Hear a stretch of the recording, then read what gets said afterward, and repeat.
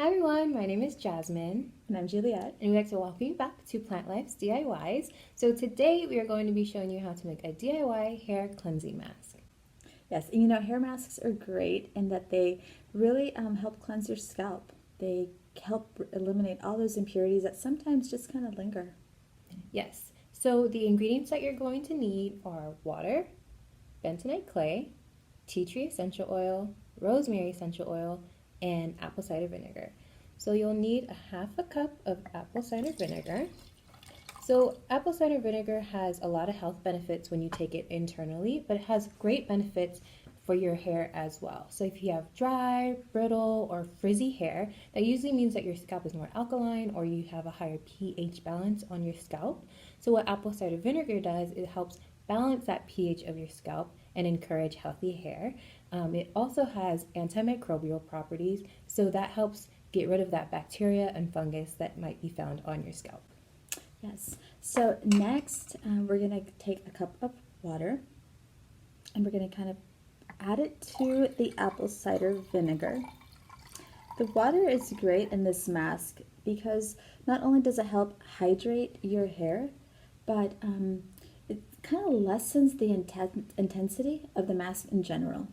Okay, so we're going to go ahead and pour this bentonite clay slowly into our apple cider and water mixture. Now this is actually the main ingredient, the key player in this mask, because it really gets in there and it absorbs all that excess oil and all those impurities that just kind of stayed. The bentonite clay has something in its properties that protect your scalp from fungal and bacterial infections. The potassium, the calcium, and the sodium really get into the hair follicle and just cleanse it, get rid of all the dead skin cells from your scalp, and just leave it nice and refreshed almost. Mm-hmm. So you're going to want to mix this very well, as you can see that Julia is doing. When you pour the bentonite clay in with apple cider vinegar in general, you'll start to get this bubbling, foaming situation. So that lets you know that it's working together, and it'll do a great job cleaning your pores on your head and scalp. So next you're going to want to pour in 5 drops of rosemary essential oil and 5 drops of tea tree. If you do a few extra drops, which tends to happen, it's a-okay. So I'll do 1, 2, 3, 4, 5, 6, 7. So I'll do 7 drops. And so rosemary essential oil, it's so great for your hair because it helps stimulate hair growth and it helps stimulate that thickness in your hair that we love to see.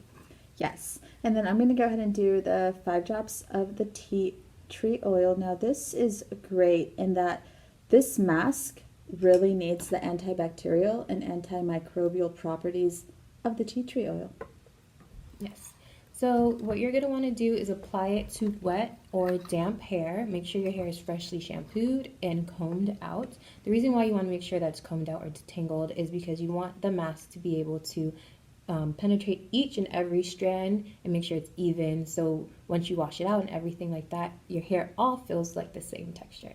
Yeah, it's important to remember not to let the mask completely dry on your hair because it'll just get really hard and it'll make it difficult to remove. So apply it, put on a shower cap or a bag, and just cover the scalp, your hair, and let it do its thing for about 15 minutes and then rinse it out.